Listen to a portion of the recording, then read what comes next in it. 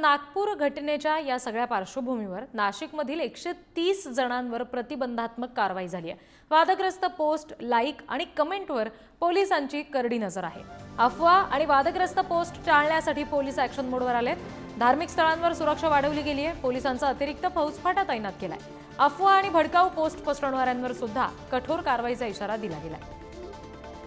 आणखी तपशील घेऊया प्रतिनिधी किरण ताजणे यांच्याकडून। किरण, काय नेमकी खबरदारी सध्या नाशिक पोलीस घेताना दिसतात या सगळ्या पार्श्वभूमीवर?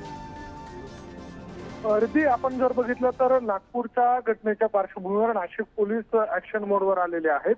खरं तर नागपूरमध्ये अफवांच्यामुळे जो काही प्रकार घडलेला आहे त्या प्रकाराची पुनरावृत्ती नाशिक शहरात होऊ नये त्यासाठी नाशिक पोलिसांनी ही खबरदारी घेतलेली आहे। सोशल मीडियावर विशेषतः याबाबतचं लक्ष ठेवलं जात आहे। सायबर पोलिसांच्या माध्यमातून याबाबतची करडी नजर या सगळ्या नाशिक शहरातील नागरिकांवर आहे आणि या सगळ्या पार्श्वभूमीवर 130 जणांवर ही कारवाई करण्यात आलेली आहे। कुठल्याही प्रकारच्या पोस्टमुळे कुठलाही वाद निर्माण होणार नाही याची काळजी घेण्याचं काम मात्र नाशिक पोलिसांकडून केलं जात आहे। जी, धन्यवाद सगळ्या तपशिलांसाठी किरण।